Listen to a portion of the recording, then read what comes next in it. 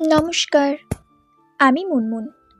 আপনারা শুনছেন বাংলা গল্প কথা বাই মুনমুন। আজকে শোনাবো রবীন্দ্রনাথ ঠাকুরের লেখা একটি বিখ্যাত ছোট গল্প, পোস্টমাস্টার। তাহলে শুরু করা যাক। প্রথম কাজ আরম্ভ করিয়াই উলাপুর গ্রামে পোস্টমাস্টারকে আসিতে হয়। গ্রামটি অতি সামান্য, নিকটে একটি নীলকুঠি আছে, তাই কুঠির সাহেব অনেক জোগাড় করিয়া এই নূতন পোস্ট অফিস স্থাপন করিয়াছে। আমাদের পোস্টমাস্টার কলিকাতার ছেলে।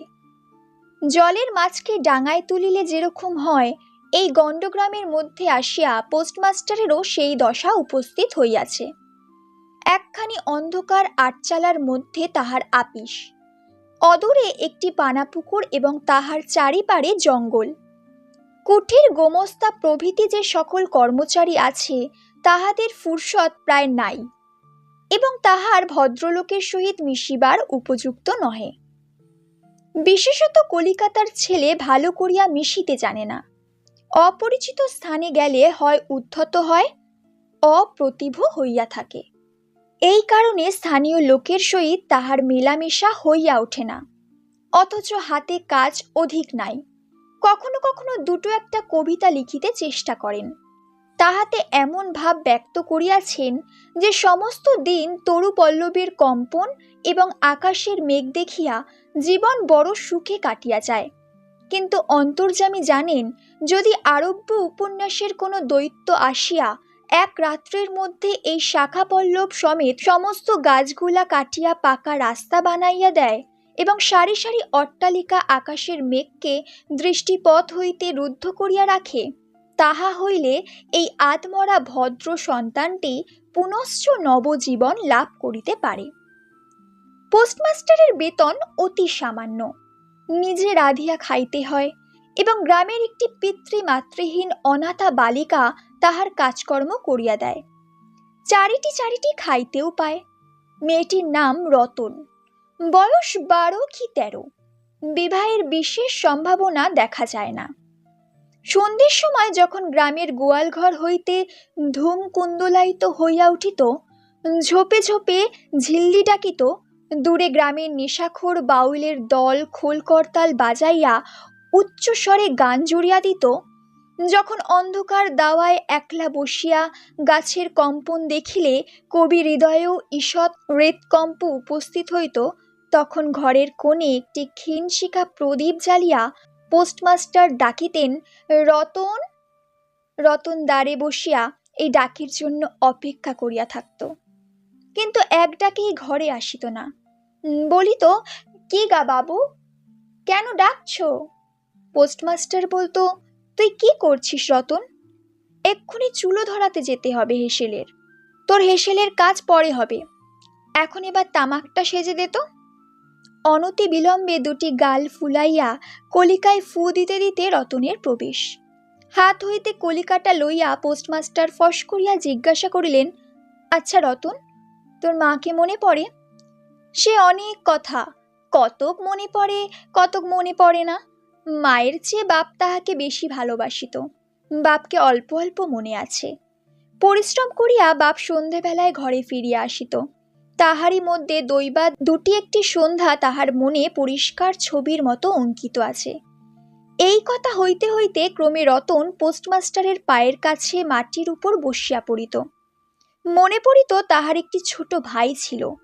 বহু পূর্বেকার বর্ষার দিনে একদিন একটি ডোবার ধারে দুইজনে মিলিয়া গাছের ভাঙা ডালে ছিপ করিয়া মিছামিছি মাছ ধরা খেলা করিয়াছিল।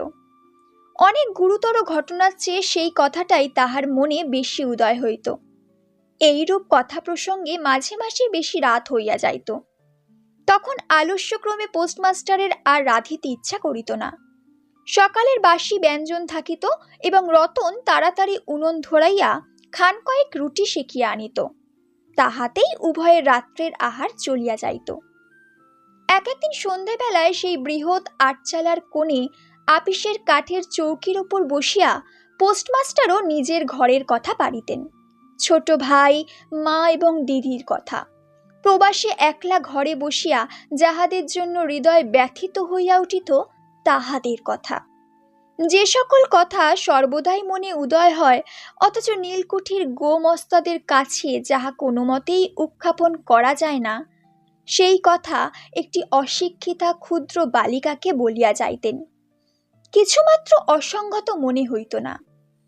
অবশেষে এমন হইল, বালিকা কথোপকথনকালে তাহার ঘরের লোকদিগকে মা, দিদি, দাদা বলিয়া চিরপরিচিতের ন্যায় উল্লেখ করিত। এমনকি তাহার ক্ষুদ্র হৃদয়পটে বালিকা তাহাদের কাল্পনিক মূর্তিও চিত্রিত করিয়া লইয়াছিলেন। একদিন বর্ষাকালে মেঘমুক্ত দ্বিপ্রহরে ঋষৎ তপ্ত সুকোমল বাতাস দিতেছিল। রৌদ্রে ভিজা ঘাস এবং গাছপালা হইতে এক প্রকার গন্ধ উক্ষিত হইতেছিল।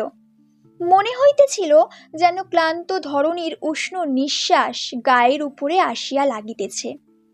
এমন কোথাকার এক নাছোড়বান্দা পাখি তাহার একটা একটানা সুরের নালিশ সমস্ত দুপুরবেলা প্রকৃতির দরবারে অত্যন্ত করুণ স্বরে বারবার আবৃত্তি করিতেছিল। পোস্টমাস্টারের হাতে কাজ ছিল না। সেদিনকার বৃষ্টিধৌত মসৃণ চিক্কণ তরুণ পল্লবের হিল্লোল এবং পরাভূত বর্ষার ভগ্নাবশিষ্ট রৌদ্র শুভ্র স্তূপাকার মেঘস্তর বাস্তবিকই দেখিবার বিষয় ছিল। পোস্টমাস্টার তাহা দেখিতেছিলেন এবং ভাবিতেছিলেন, এই সময় কাছে একটি কেহ নিতান্ত আপনার লোক থাকিত, হৃদয়ের সহিত একান্ত সংলগ্ন একটি স্নেহপুত্তলী মানব মূর্তি। ক্রমে মনে হইতে লাগল সেই পাখি ওই কথাই বারবার বলিতেছে, এবং এই জনহীন তরুচ্ছায়া নিমগ্ন মধ্যাহ্নের পল্লব মর্মরের অর্থও কতকটা ঐরূপ। কেহ বিশ্বাস করে না এবং জানিতেও পায় না, কিন্তু ছোট্ট পল্লীর সামান্য বেতনের সাব পোস্টমাস্টারের মনে গভীর নিস্তব্ধ মধ্যাহ্ন দীর্ঘ ছুটির দিনে এইরূপ একটা ভাবের উদয় হইয়া থাকে। পোস্টমাস্টার একটা দীর্ঘ নিঃশ্বাস ফেলিয়া ডাকিলেন, রতন। রতন তখন পেয়ারা তলায় পা ছড়াইয়া দিয়া কাঁচা পেয়ারা খাইতেছিল। প্রভুর কণ্ঠস্বর শুনিয়া অবিলম্বে ছুটিয়া আসিল। হাঁপাইতে হাঁপাইতে বলিল, দাদাবাবু ডাকছ? পোস্টমাস্টার বলিলেন, তোকে আমি একটু একটু করে পড়তে শেখাবো। এই বলিয়া সমস্ত দুপুরবেলা তাহাকে লইয়া স্বরে অ স্বরে আ করিলেন এবং এই রূপে অল্পদিনেই যুক্ত অক্ষর উত্তীর্ণ হইলেন। শ্রাবণ মাসে বর্ষণের আর অন্ত নাই। খাল বিল নানা জলে ভরিয়া উঠিল। অহর্নিশি ভেকের ডাক এবং বৃষ্টির শব্দ। গ্রামের রাস্তায় চলাচল প্রায়ই এক প্রকার বন্ধ। নৌকায় করিয়া হাটে যাইতে হয়। একদিন প্রাতঃকাল হইতে খুব বাদলা করিয়াছে। পোস্টমাস্টারের ছাত্রীটি অনেকক্ষণ দ্বারের কাছে অপেক্ষা করিয়া বসিয়াছিল, কিন্তু অন্য দিনের মতো যথাসাধ্য নিয়মিত ডাক শুনিতে না পাইয়া আপনি খুঙ্গি পুঁথি লইয়া ধীরে ধীরে ঘরের মধ্যে প্রবেশ করিল। দেখিল পোস্টমাস্টার তাহার খাটিয়ার উপর শুইয়া আছেন। বিশ্রাম করিতেছেন মনে করিয়া অতি নিঃশব্দে পুনশ্চ ঘর হইতে বাহিরে যাইবার উপক্রম করিল। সহসা শুনিল, রতন। তাড়াতাড়ি ফিরিয়া গিয়া বলিল, দাদাবাবু ঘুমোচ্ছিলে? পোস্টমাস্টার কাতর স্বরে বলিলেন, শরীরটা ভালো বোধ হচ্ছে না, দেখ তো আমার কপালে হাত দিয়ে। এই নিতান্ত নিঃসঙ্গ প্রবাসে ঘন বর্ষায় রোগ কাতর শরীরে একটুখানি সেবা পাইতে ইচ্ছে করে। তপ্ত ললাটের উপর শাখা পড়া কোমল হস্তের স্পর্শ মনে পড়ে। এই ঘোর প্রবাসে রোগ যন্ত্রণায় স্নেহময়ী নারী রূপে জননী ও দিদি পাশে বসিয়া আছেন, এই কথা মনে করিতে ইচ্ছে করে। এবং এ স্থলে প্রবাসীর মনের অভিলাষ ব্যর্থ হইল না। বালিকা রতন আর বালিকা রহিল না। সেই মুহূর্তেই সে জননীর পদ অধিকার করিয়া বসিল। বৈদ্য ডাকিয়া আনিল, যথাসময়ে বটিকা খাওয়াইল। সারা রাত্রি শিহরে জাগিয়া রহিল। আপনি পথ্য রাধিয়া দিল এবং শতবার করিয়া জিজ্ঞাসা করিল, হাগো দাদাবাবু একটুখানি ভালো বোধ হচ্ছে কি? বহুদিন পরে পোস্টমাস্টার ক্ষীণ শরীরে রোগশয্যা ত্যাগ করিয়া উঠিলেন। মনে মনে স্থির করিলেন, আর নয়, এখান হইতে কোনো মতে বদলি হইতে হইবে। স্থানীয় অশাস্তির উল্লেখ করিয়া তৎক্ষণাৎ কলিকাতায় কর্তৃপক্ষদের নিকট বদলি হইবার জন্য দরখাস্ত করিলেন। রোগসেবা হইতে নিষ্কৃতি পাইয়া রতন দ্বারের বাহিরে আবার তাহার স্বস্থান অধিকার করিল, কিন্তু পূর্ববৎ আর তাহার ডাক পড়ে না। মাঝে মাঝে উঁকি মারিয়া দেখে পোস্টমাস্টার অত্যন্ত অন্যমনস্কভাবে চৌকিতে বসিয়া অথবা খাটিয়ায় শুইয়া আছেন। রতন যখন আহ্বান প্রত্যাশা করিয়া বসিয়া আছে, তিনি তখন অধীর চিত্তে তাহার দরখাস্তের উত্তর প্রতীক্ষা করিতেছেন। বালিকা দ্বারের বাহিরে বসিয়া সহস্রবার করিয়া তাহার পুরনো পড়া পড়িল। পাছে যেদিন সহসা ডাক পড়িবে, সেদিন তাহার যুক্ত অক্ষর সমস্ত গোলমাল না হইয়া যায়, এই তাহার একটা আশঙ্কা ছিল। অবশেষে সপ্তাহখানেক পর একদিন সন্ধ্যাবেলায় ডাক পড়িল। উদ্বেলিত হৃদয়ে রতন গৃহের মধ্যে প্রবেশ করিয়া বলিল, দাদাবাবু, আমাকে ডাকতেছিলে? পোস্টমাস্টার বলিলেন, রতন, কালই আমি যাচ্ছি। কোথায় যাচ্ছ দাদাবাবু? বাড়ি যাচ্ছি। আবার কবে আসবে? আর আসবো না। রতন আর কোনো কথা জিজ্ঞাসা করিল না। পোস্টমাস্টার আপনিই তাহাকে বলিলেন তিনি বদলির জন্য দরখাস্ত করিয়াছিলেন, দরখাস্ত নামঞ্জুর হইয়াছে, তাই তিনি কাজে জবাব দিয়া বাড়ি যাইতেছেন। অনেকক্ষণ আর কেহ কোনো কথা কহিল না। মিটমিট করিয়া প্রদীপ জ্বলিতে লাগল এবং এক স্থানে ঘরের জীর্ণ চাল ভেদ করিয়া একটি মাটির সরার উপর টপ টপ করিয়া বৃষ্টির জল পড়িতে লাগিল। কিছুক্ষণ পর রতন আস্তে আস্তে উঠিয়া রান্নাঘরে রুটি গড়িতে গেল। অন্য দিনের মতো তেমন চটপট হইল না। বোধ করি মধ্যে মধ্যে মাথায় অনেক ভাবনা উদয় হইয়াছিল। পোস্টমাস্টারের আহার সমাপ্ত হইলে বালিকা তাহাকে জিজ্ঞাসা করিল, দাদাবাবু, আমাকে তোমাদের বাড়ি নিয়ে যাবে? পোস্টমাস্টার হাসিয়া কহিলেন, সে কি করে হবে? ব্যাপারটা যে কি কি কারণে অসম্ভব তাহা বালিকাকে বুঝানো আবশ্যক বোধ করিলেন না। সমস্ত রাত্রি স্বপ্নে এবং জাগরণে বালিকার কানে পোস্টমাস্টারের হাস্যধ্বনির কণ্ঠস্বর বাজিতে লাগিল। সে কি করে হবে? ভোরে উঠিয়া পোস্টমাস্টার দেখিলেন তাহার স্নানের জল ঠিক আছে। কলিকাতার অভ্যাস অনুসারে তিনি তোলা জলে স্নান করিতেন। কখন তিনি যাত্রা করিবেন সে কথা বালিকা কি কারণে জিজ্ঞাসা করিতে পারে নাই, পাছে পাতককালে আবশ্যক হয়, এই জন্য রতন তত রাত্রে নদী হইতে তাহার স্নানের জল তুলিয়া আনিয়াছিল। স্নান সমাপন হইলে রতনের ডাক পড়িল। রতন নিঃশব্দে গৃহে প্রবেশ করিল এবং আদেশ পত্রিকায় একেবারে নীরব প্রভুর মুখের দিকে চাহিল। প্রভু কহিলেন, রতন, আমার জায়গায় যে লোকটি আসবেন তাকে বলে দিয়ে যাব, তিনি তোকে আমারই মতন যত্ন করবেন। আমি যাচ্ছি বলে তোকে কিছু আর ভাবতে হবে না। এই কথাগুলি যে অত্যন্ত স্নেহগর্ভ এবং দয়ার্দ্র হৃদয় হইতে উত্থিত সে বিষয়ে কোনো সন্দেহ নাই, কিন্তু নারীর হৃদয় কে বুঝিবে?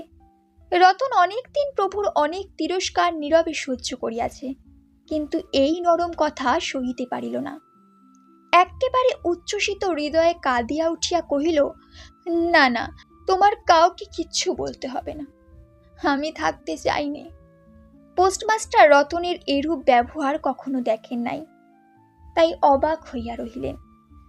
নূতন পোস্টমাস্টার আসিল। তাহাকে সমস্ত চার্জ বুঝাইয়া দিয়া পুরাতন পোস্টমাস্টার গমনোন্মুখ হইলেন। যাইবার সময় রতনকে ডাকিয়া বলিলেন, রতন, তোকে আমি কখনো কিছুই দিতে পারিনি, আর যাবার সময় তোকে কিছু দিয়ে গেলাম, এতে তোর দিন কয়েক চলবে। কিছু পথ খরচা বাঁধে তাহার বেতনে যত টাকা পাইয়াছিলেন পকেট হইতে বাহির করিলেন। তখন রতন ধুলায় পড়িয়া তাহার পা জড়াইয়া ধরিয়া কহিল, দাদাবাবু, তোমার দুটি পায়ে পড়ি, আমাকে কিচ্ছু দিতে হবে না। তোমার দুটি পায়ে পড়ি, আমার জন্য কাউকে কিচ্ছু ভাবতে হবে না। এই বলিয়া এক দৌড়ে সেখান হইতে পলাইয়া গেল। ভূতপূর্ব পোস্টমাস্টার নিঃশ্বাস ফেলিয়া হাতে কার্পেটের ব্যাগ ঝুলাইয়া, কাঁধে ছাতা লইয়া, মুটের মাথায় নীল ও শ্বেত রেখায় চিত্রিত টিনের প্যাটরা তুলিয়া ধীরে ধীরে নৌকা ভিমুখে চলিলেন। যখন নৌকায় উঠিলেন এবং নৌকা ছাড়িয়া দিল, বর্ষা বিস্ফারিত নদী ধরণীর উচ্ছ্বলিত অশ্রু রাশির মতো চারিদিকে ছলছল করিতে লাগিল, তখন হৃদয়ের মধ্যে অত্যন্ত একটা বেদনা অনুভব করিতে লাগিলেন। একটা সামান্য গ্রাম্য বালিকার করুণ মুখচ্ছবি যেন এক বিশ্বব্যাপী বৃহৎ অব্যক্ত মর্মব্যথা প্রকাশ করিতে লাগিল। একবার নিতান্ত ইচ্ছা হইল ফিরিয়া যাই, জগতের ক্রোড় বিচ্যুত সেই অনাথিনীকে সঙ্গে করিয়া লইয়া আসি। কিন্তু তখন পালে বাতাস পাইয়াছে, বর্ষার স্রোত খরতর বেগে বহিতেছে, গ্রাম অতিক্রম করিয়া নদীকূলের শ্মশান দেখা দিয়েছে, এবং নদী প্রবাহে ভাসমান পথিকের উদাস হৃদয়ে এই তত্ত্বের উদয় হইল, জীবনে এমন কত বিচ্ছেদ, কত মৃত্যু আছে, ফিরিয়া ফল কি, পৃথিবীতে কে কাহার। কিন্তু রতনের মনে কোনো তত্ত্বের উদয় হইল না। সে সেই পোস্ট অফিস গৃহের চারিদিকে কেবল অশ্রুজলে ভাসিয়া ঘুরিয়া ঘুরিয়া বেড়াইতেছিল। বোধ করি তাহার মনে ক্ষীণ আশা জাগিতেছিল, দাদাবাবু যদি ফিরিয়া আসে। সেই বন্ধনে পড়িয়া কিছুতেই দূরে যাইতে পারিতেছিল না। হায় বুদ্ধিহীন মানব হৃদয়, ভ্রান্তি কিছুতেই ঘোচে না। যুক্তিশাস্ত্রের বিধান বহু বিলম্বে মাথায় প্রবেশ করে। প্রবল প্রমাণকেও অবিশ্বাস করিয়া মিথ্যে আশাকে দুই বাহু পাশে বাঁধিয়া বুকের ভিতরে প্রাণপণে জড়াইয়া ধরা যায়। অবশেষে একদিন সমস্ত নাড়ি কাটিয়া হৃদয়ের রক্ত শুষিয়া সে পলায়ন করে। তখন চেতনা হয় এবং দ্বিতীয় ভান্ত্রিপ্রাসে পড়িবার জন্য চিত্ত ব্যাকুল হইয়া ওঠে। গল্পটি আপনাদের কেমন লাগলো অবশ্যই আমাকে কমেন্ট করে জানাবেন। আর নতুন নতুন গল্প শুনতে আমার চ্যানেলটি সাবস্ক্রাইব করবেন। ধন্যবাদ।